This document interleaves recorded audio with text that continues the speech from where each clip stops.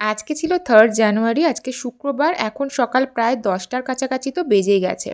আর দেখে বুঝতেই পারছো আমরা হচ্ছে কোথাও বেরিয়েছি, তো যাচ্ছি হচ্ছে মাইসর। আগের ব্লগটাতে যেমন শেয়ার করেছিলাম যে এই উইকেন্ডটা আমরা মাইসর আর উটিতে থাকার প্ল্যান করেছি। আজকে ওয়েদারটাও বেশ ভালো ছিল, এই পুরো সপ্তাহে ওয়েদারের ফরকাস্ট ভালোই আছে। উটিতে ওয়েদার খারাপ হলে পরে বেরিয়ে কোনোই মজা নেই, যেটা আমরা আগের বছর নভেম্বরে গিয়ে বুঝেছিলাম। আমরা এই 10টার দিকে বেরিয়েছি, তারপরে রাস্তাতেই হচ্ছে ব্রেকফাস্ট করব।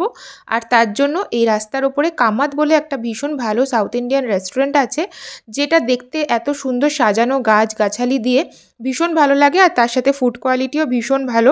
যতবারই আমরা মাইসর গেছি এইখানেই দাঁড়িয়ে আমরা ব্রেকফাস্ট করেছি।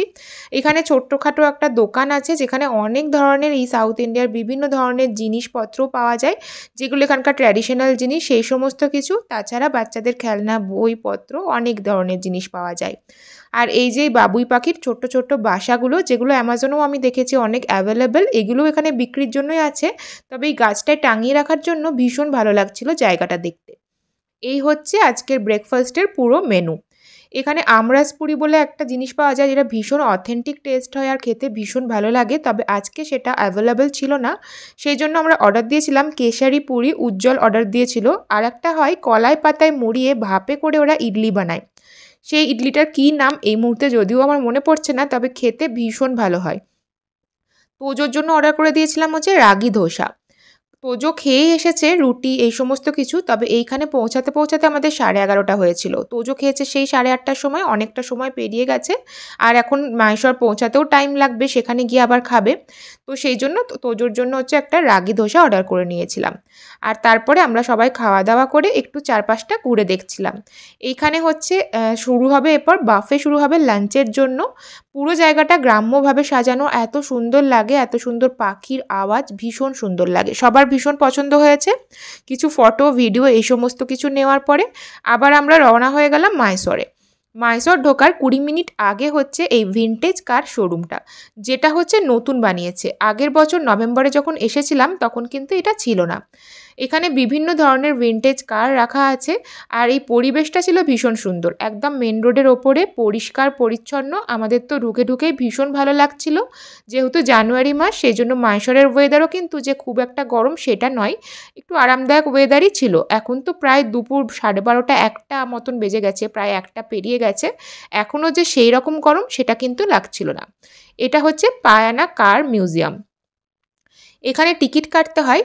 টিকিটের প্রাইস কত সেটা এই মুহূর্তে আমার মনে নেই, তবে খুব বেশি যে ছিল সেরকম কিন্তু নয়। যতটা সুন্দর জায়গাটা সেই তুলনায় প্রাইসটা জাস্টিফাই করছিল।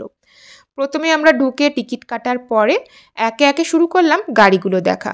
এখানে যদি পরপর সমস্তটা দেখা যায় তাহলে বোঝা যায় কিভাবে আস্তে আস্তে গাড়িগুলোর পরিবর্তন হচ্ছে। প্রথমে শুরু হয়েছিল কাঠের চাকা দিয়ে, তারপরে আস্তে আস্তে টায়ার এলো। প্রথমে শুরু হয়েছিল একদম ঢাকা ছাড়া গাড়ি, তারপরে পলিথিনের, তারপরে কাপড়ের, তারপরে কাঠের ঢাকা। এই করতে করতে এখন একদম যেগুলো মডার্ন যে কার, সেই কারগুলো এলো। একদম মার্সিডিজ ভেন থেকে আরম্ভ করে ফেরারি সমস্ত ধরনের গাড়ি আছে। কিছু গাড়ি হচ্ছে, কিছু হচ্ছে মানে কিছু মানুষের, যারা ফেমাস মানুষ তাদের গাড়ি, সেটাকে এখানে সুন্দর করে রাখা হয়েছে। সেই সম্বন্ধে পুরো জিনিসটা এগুলোতে লেখাও আছে। গাড়িগুলো এত সুন্দর করে মেনটেন করে রেখেছে, সত্যি তোজো কি আমাদেরই দেখতে এত ভালো লাগছিল।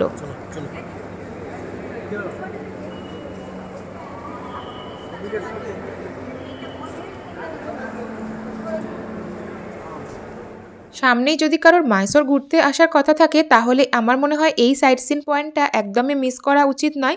ভীষণই আমাদের পছন্দ হয়েছে। আর তোজো তো এখানে ঘোরার পর থেকে শুরু করেছে যে ভিনটেজ কার কিনবে, ভিনটেজ কার কিনবে।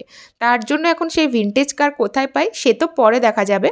তবে এখন সময় অনেকটা এগিয়ে গেছে, ঘুরে ঘুরে দেখতে দেখতে প্রায় 1:30 বেজে গেছে। এইটা হচ্ছে আরেকটা মিউজিয়াম, যেটা এটার সাথেই, এটা থেকে পেরিয়ে, কার মিউজিয়ামটা থেকে পেরিয়ে হচ্ছে এই মিউজিয়ামটা। এখানটাতেও বিভিন্ন ধরনের আগেকার দিনের বাদ্যযন্ত্র থেকে আরম্ভ করে অনেক রকমের ছবি, জিনিসপত্র, ইন্ডিয়ান কালচারের প্রচুর জিনিস, এই সমস্ত কিছু ছিল।